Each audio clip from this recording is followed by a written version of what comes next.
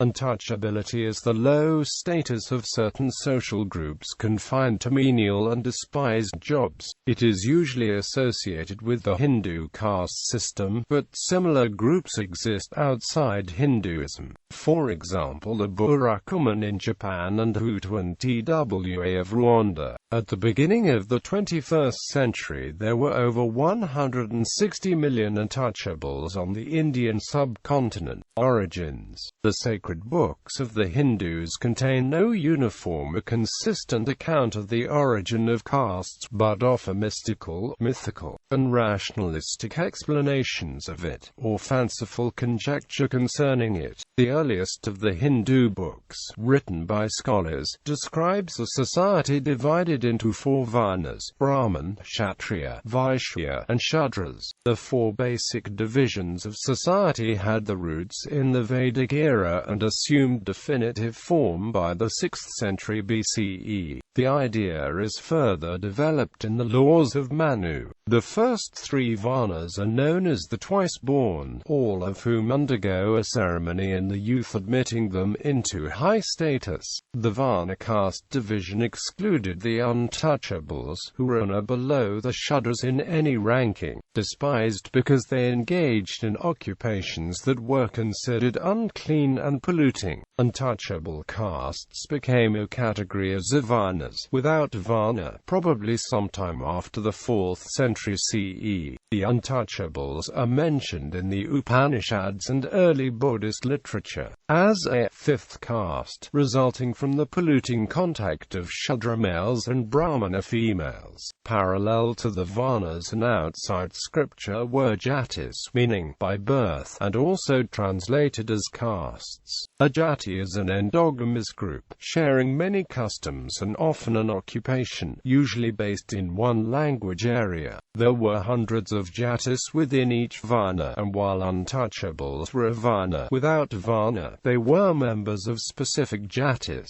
Jatis were a pre-Aryan social division of society which, by being grafted onto the Aryan concept of social order, has acquired Brahmanical sanction. The Varna model of social ranking persisted throughout the Hindu subcontinent for over millennia. Beliefs about pollution generally regulated all relations between castes. Members were not allowed to marry outside the caste. There were strict rules about the kind of food and drink one could accept and from what castes, and there were restrictions on approaching and visiting members of another caste. Violations of these rules entailed purificatory rites and sometimes expulsion from the caste. This hierarchical society was justified with traditional Hindu religious beliefs about samsara and karma. A person's position in this life was determined by his or her actions in previous lives. Persons who were born in a Brahmin family must have performed good deeds in their earlier lives. Being born a Shudra or an untouchable was punishment for the sinful acts committed in previous lives. Untouchables were confined to menial, despised jobs, working as sweepers, gutter and latrine cleaners, scavengers, watchmen, farm laborers, rearers of unclean animals such as pigs, and curers of hides. They were denied access to Hindu temples, were not allowed to read religious Sanskrit books and remained illiterate, could not use village wells and tanks, were forced to live in settlements outside the village, and were forbidden to enter the residential areas of the upper castes. Burning ghat workers and executioners are two of the occupations still considered most polluting. The 7th century Chinese traveler Xuanzang listed butchers, fishermen, public performers, executioners, and scavengers as marked castes living outside the city. Anything to do with a dead cow or its hide is the work only of untouchables. A caste of drummers in the south known as the Parayan contributed the word pariah to English.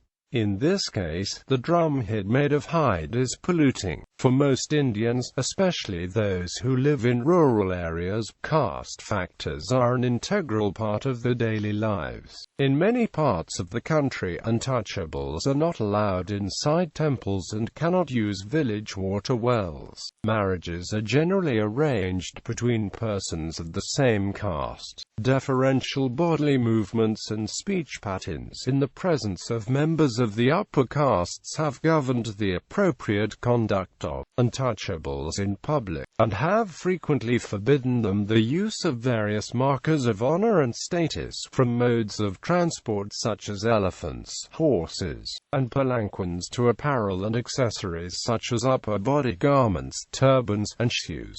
Modern developments. Toward the end of the 19th century, the British began recording and codifying caste, and more untouchable castes based usually on occupation emerged. Bangers are removers of human waste in the north, Doms, the caretakers of the extensive burning grounds in the holy city of Benares, Dobas, laundrymen who handle polluted clothing, Mahar and Chamar.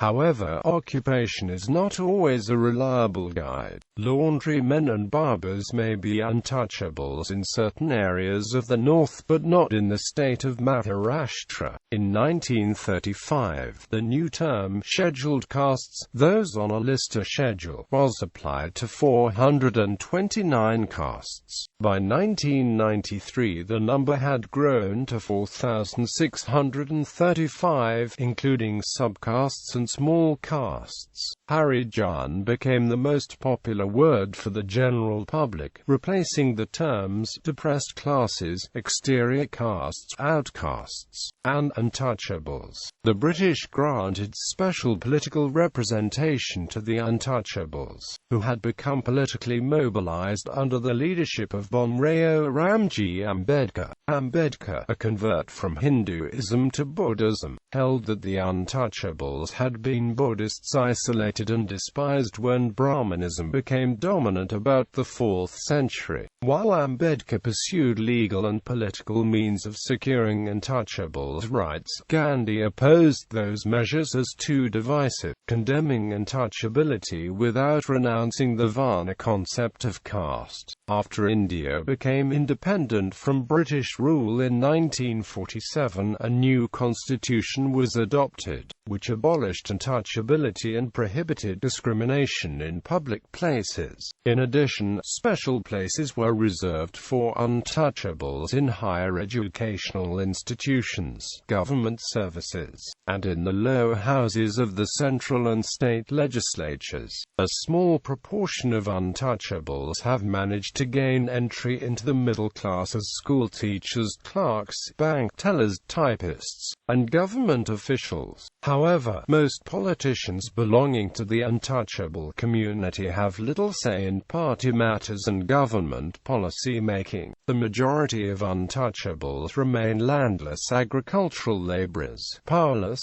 desperately poor, and illiterate. Since the 1970s, the name Dalit has replaced the words untouchable and Harijan in most public pronouncements in the press.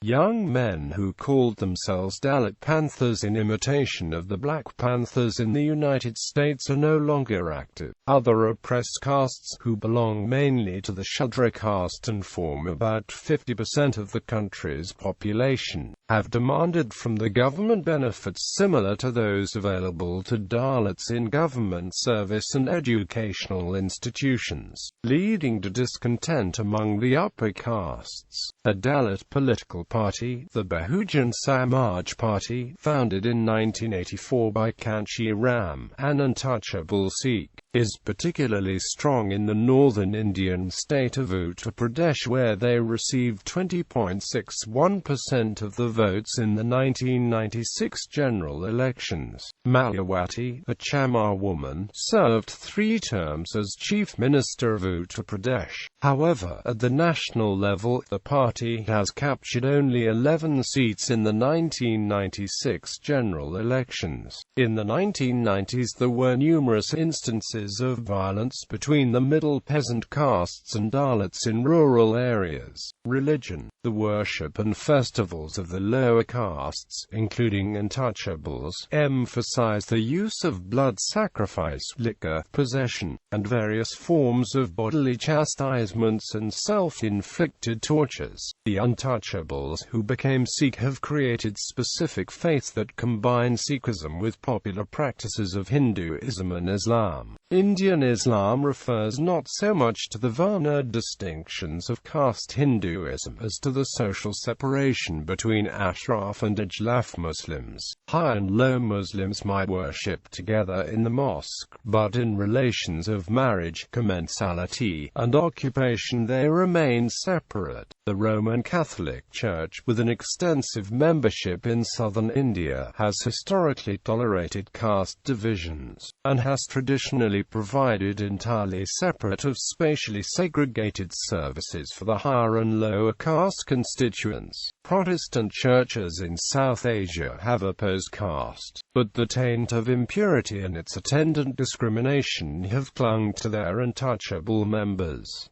Untouchable groups. Kagats in France and Spain, Dalit in South Asia, Burakumin in Japan, Bakjang in Korea, Romani in Europe, Al-Agdam in Yemen, Ragyapa in Tibet, Tanka in Guangdong, Fuzhou Tanka in Fujian, Ximin and Munhu in Jiangsu, Geibu and Duomin in Zhejiang, Jiaxing Yumen in the Yangtze River region, Youhu in Shanxi in China, OSUs in Nigeria and Cameroon.